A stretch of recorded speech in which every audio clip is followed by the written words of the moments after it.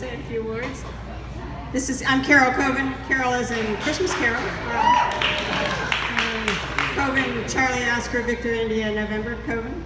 You can find me on Facebook and YouTube. So, I have two children, 140, 151. These are imaginary numbers. It surprises me how children can grow up when their parents are basically using on-the-job training to raise them. And I even had one to practice on, and I was still making mistakes with the second one. So, roll over, walk, and cat. I named my stories so they're easier to remember. Roll over. When my second son was 6 months old, he was still not rolling over. At 9 months, I asked the doctor if there was anything I should be worried about, and he sent me to a specialist. The specialist gave me some exercises. The very next day, he started rolling over. And the doctor said, we will probably never know why he didn't roll over on time, but he's normal in all other ways, I wouldn't worry about it. And I used to tell that story from time to time, always ending with, and we will probably never know why he didn't roll over on time. When he was 5, he said, I know why I didn't roll over on time. I said, you know why you didn't roll over at 6 months? And he said, yeah. He said, I was lying on my back, I was drinking a bottle of milk, and I rolled over down the stairs, and it hurt, and so I decided not to ever do that again. At that moment, I remembered that, sure enough, I had placed him at the top of carpeted stairs because he wasn't rolling over yet, given him a bottle of milk, and he took that moment to turn over and roll down the stairs. I picked him up, he was screaming, nothing was broken. So I said, so now, of course, I update the story with how he remembered it at 6 months, how he should have rolled over, and I end it now with, and I'm a bad mom. So, walk. When my first son was 9 months old, he was standing at our coffee table. He picked up a toy in one hand, picked up a toy in the other hand, looked at the toys from one hand to the other, decided he didn't want to put either one of them down, and so he walked over to me. Now I was on the phone with my mother and I started screaming like a banshee. You're walking, you're walking. He, of course, sat down, didn't walk again for 2 weeks. So, cat. When our younger son was about 3 years old, we adopted a cat from a family of 17 cats. So this cat was kind of wild. We didn't have any other cats, he had nothing to compete with, but he decided our toddler son was competition for his food bowl. So he waited one day around a corner and jumped out at our 2-year-old son waddling around the corner, scratched his face. So I picked him up, washed the scratches, everything was okay.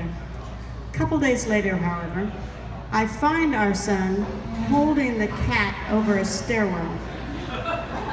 I was trying to get out, don't drop the cat, or put the cat down, and it came out as, drop the cat. He dropped the cat. So 3 more stories. Jewelry box, toothbrush, and leaves. When our older son was about 9, 10 months old, we were visiting his grandparents, my in-laws, and after a few minutes I noticed that he was quiet. I couldn't hear him in the other room. And then I heard, no, no, no, no, no, no. Any parent in this room knows that's a danger sign. So I went to find him. He was in my mother-in-law's room, standing on a bench at her jewelry box, leaning over and telling himself, no, no, no, no, no, no. I picked him up and took him away. So that was jewelry box. Toothbrush. When our older son was about 10, my husband and I went to China. We were gone for about a month. His sister, my sister-in-law came to stay with our son. And she didn't have any children of her own, so she didn't know how sneaky children can be. And I told her, I said, he often forgets to brush his teeth. Be sure and ask him every single night if he's brushed his teeth. So we came home, and I noticed his toothbrush was bone dry. So I confronted him.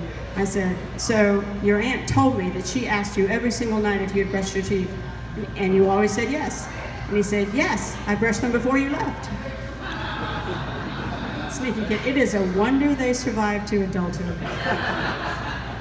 The last story is leaves. So this is my younger son. I was driving on the Beltway with him after I picked him up from daycare, and my truck stopped dead in the middle of the Beltway. So I coasted off to the shoulder, had it towed to a local gas station. They charged about $250 to fix it. It was fine 3 days later. So that was fine, except 3 days later, it stopped again. I had it towed again. This time it only cost about $100 to fix it. Went on my merry way, everything was working, it seemed to be working. 3 days later, one more time, the truck stopped. Had it towed one more time.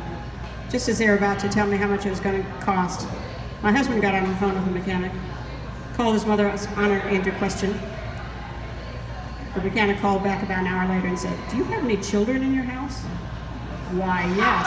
"Why do you ask?" "Because somebody has stuffed leaves in the gas tank.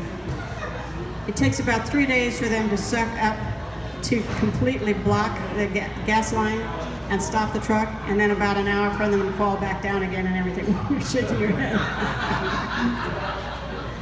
And I asked my son, I said, "So, you are going to be in so much more trouble if you lie to me now.